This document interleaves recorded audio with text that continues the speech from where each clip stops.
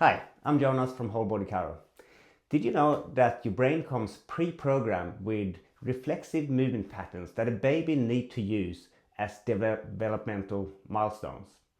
We're going to talk about one of those reflexes today called the STNR, so the Symmetrical Tonic Neck Reflex. So it has to do with reflexive leg and arm movements in response to positioning of the neck.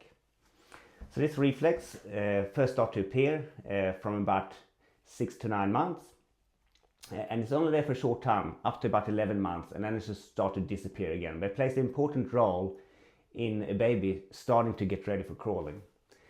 So the reason it only develops at age 6 to 9 months is that it's preceded with another reflex called Tonic Labyrinthine Reflex, and that has to do with neck position and limb position as well. So with that first one, the Tonic Labyrinthine Reflex, if a baby lies on the back and the head gets bent up, they're reflexively going to bend the arms and legs, so it brings it into the visual field so you can see them moving.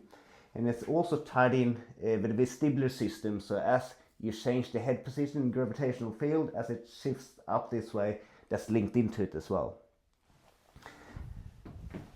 In extension, the Tonic Labyrinthine, that's the opposite. So as the head bends up into extension and the vestibular system recognizes that you in this position here, the arms and legs gonna kick out straight, and it once again brings in that more that engaged active position.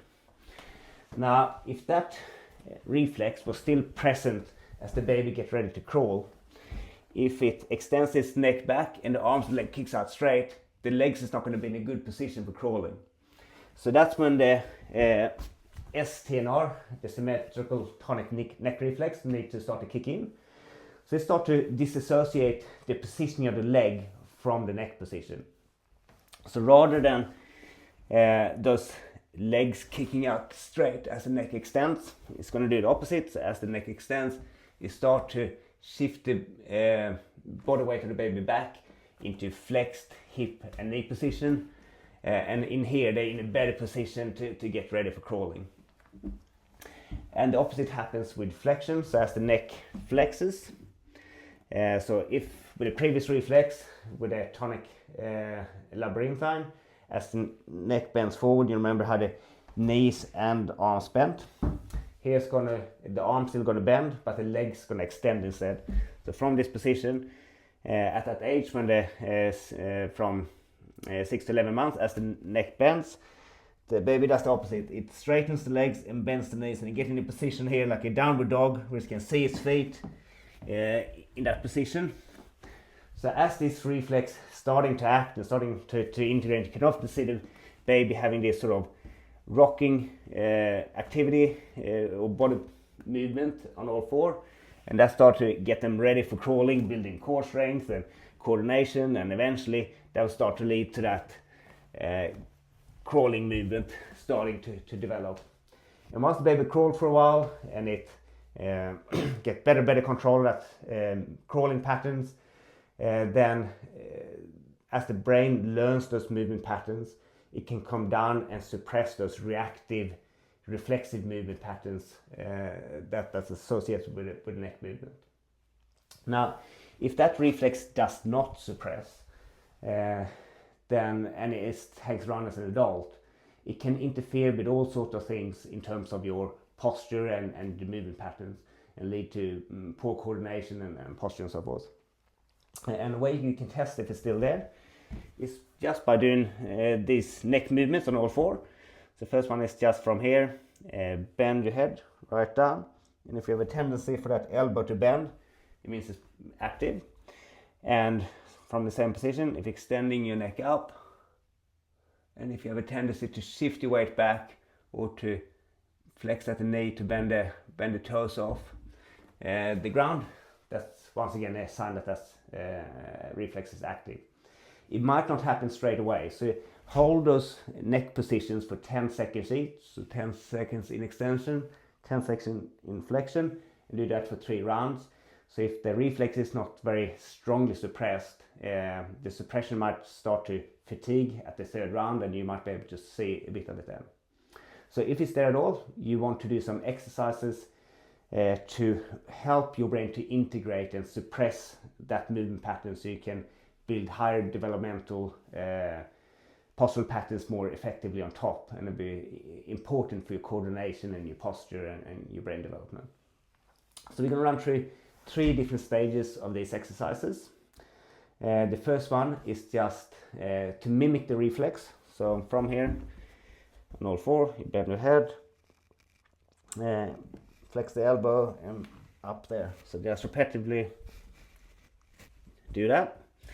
Or in extension, shift back your weight like that. So you're just activating the reflex.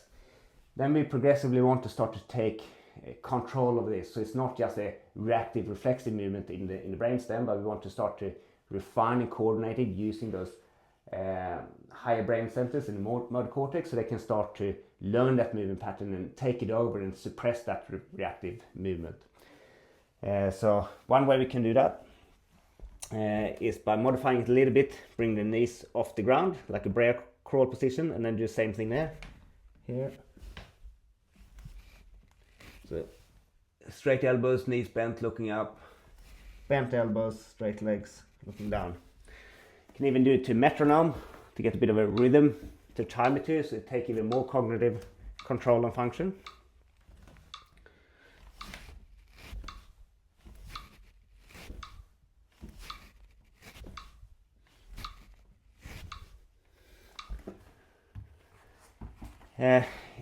Another even more challenging version that we have to refine and smoothen that movement pattern even more, so it's not as reactive and reflexive, is what we, back in my judo days, used to call the Japanese push-up. So once again, starting at the same position, extended neck, straight arms, weight back, knees off the ground. And from here, bend the neck, straighten the legs, and scoot down without your body touching the ground, keeping hips and knees off into extension, and then back down here and up.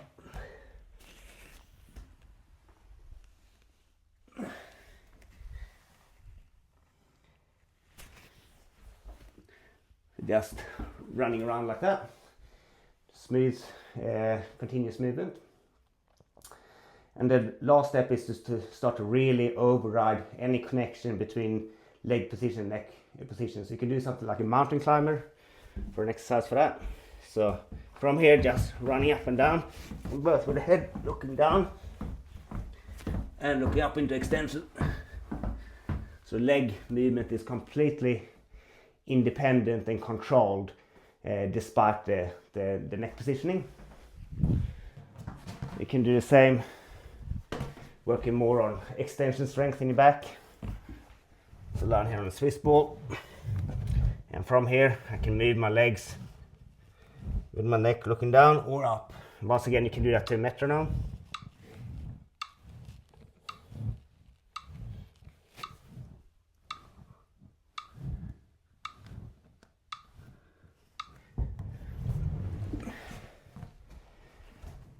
You might need something to hold on to with your hands there. So as a general rule, you start with that mimicking movement pattern, just copying it. So say that you spend 60% on that and just 40% on the more modified versions, and then over time you might do equal time on each step, so the mimicking, the refining and the overriding step, and eventually you spend 60% on that overriding step and just quickly run through a short period of time for the copying the movement pattern of the reflex and refining it, but spend most of your time on overriding it.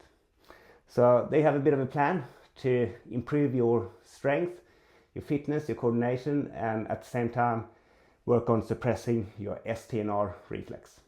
Try it out and good luck.